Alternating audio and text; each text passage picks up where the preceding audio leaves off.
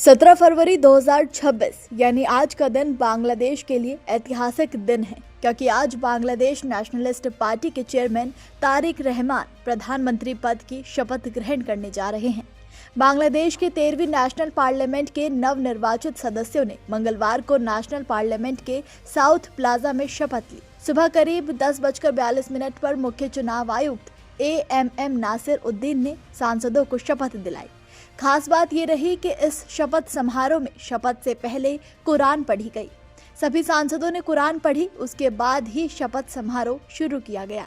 ये शपथ ग्रहण समारोह कड़ी सुरक्षा के बीच आयोजित हुआ, जिसमें 1000 से ज्यादा स्थानीय और विदेशी मेहमान शामिल हुए। जानकारी के मुताबिक पीएम बनने जा रहे तारिक रहमान का शपथ ग्रहण समारोह शाम 4 बजे शुरू होगा। राष्ट्रपति मोहम्मद शहाबुद्दीन निर्वाचित प्रधानमंत्री तारिक रहमान और उनके शुरुआती मंत्रिमंडल को पद की शपथ दिलाएंगे। शपथ ग्रहण समारोह के लिए 13 देशों को आधिकारिक न्योता भेजा गया है, जिनमें भारत, चीन, पाकिस्तान जैसे बड़े देश शामिल हैं। भारत की ओर से लोकसभा स्पीकर ओम बिरला जा रहे हैं। उनके साथ विदेश सचिव विक्रम मिस्री भी शामिल होंगे। जानकारी के मुताबिक सरकार में आते ही बांग्लादेश नेशनलिस्ट पार्टी ने रिफॉर्म काउंसिल मेंबर के सदस्य के रूप में अलग से शपथ लेने से इनकार कर दिया है। ये परिषद जुलाई चार्टर के तहत संवैधानिक सुधारों को लागू करने के लिए बनाई गई थी, जिस पर हाल ही में जनमत संग्रह हुआ था और इसे मंजूरी मिली थी। तारिक रहमान समेत BNP के सांसदों ने संवैधानिक सुधार आयोग के सदस्य के रूप में शपथ नहीं ली। सांसद सलाहुद्दीन अहमद ने बताया कि पार्टी के कोई भी सांसद इस परिषद के सदस्य के रूप में शपथ नहीं लेंगे। बता दें कि बांग्लादेश में लोकतंत्र को सही करने के लिए यूनुस की अंतरिम सरकार ने जुलाई चार्टर का प्रस्ताव लाया था। इस प्रस्ताव पर जनमत संग्रह भी कराया गया था, जिस पर 50% से ज्यादा नागरिकों ने सहमति जताई थी। योजना थी कि नए संसद सदस्य के साथ साथ इस परिषद के सदस्य भी बने और दोनों के लिए शपथ लें, लेकिन BNP ने इसे असंवैधानिक बताते हुए केवल संसद सदस्य की ही शपथ ली है। अब सवाल आता है कि आखिर बांग्लादेश का जुलाई चार्टर क्या है। तो बता दें कि जुलाई चार्टर पूरी तरह से अगर लागू हो गया तो प्रधानमंत्री की ताकत काफी हद तक घट सकती है।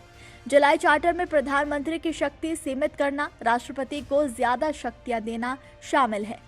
संसद को 2 सदनीय यानी बाई कैमरल बनाने की बात भी शामिल है, यानी मौजूदा संसद के साथ 100 सीटों वाला एक उच्च सदन बनाया जाएगा। ये भारत के राज्यसभा जैसा होगा।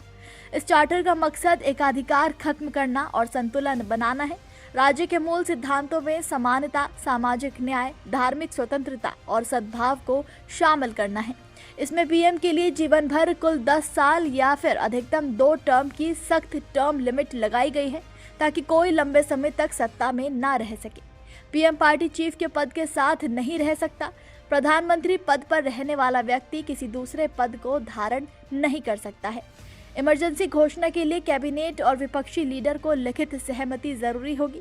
बांग्लादेश में अब तक जजों को प्रधानमंत्री ही नियुक्त करते रहे हैं। जुलाई चार्टर में जजों के लिए अलग से कॉलेजियम बनाने की बात कही गई थी। इस कॉलेजियम में सिर्फ सुप्रीम कोर्ट के वरिष्ठ जजों को ही शामिल करने का प्रस्ताव था।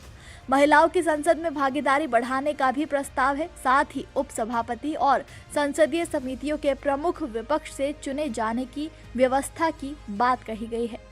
सबसे पहले सभी सांसदों का संवैधानिक सुधार परिषद के सदस्य के रूप में शपथ कराना प्रस्तावित था, लेकिन अब BNP के सांसद स्टेज पर आए तो उन्होंने इसकी शपथ नहीं ली।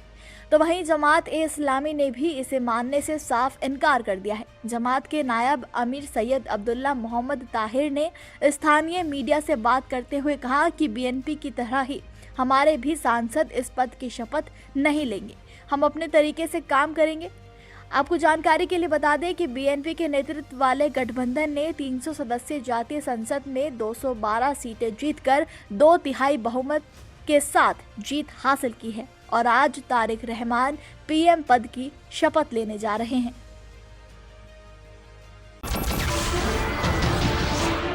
नमस्कार, मैं हूं मानक गुप्ता।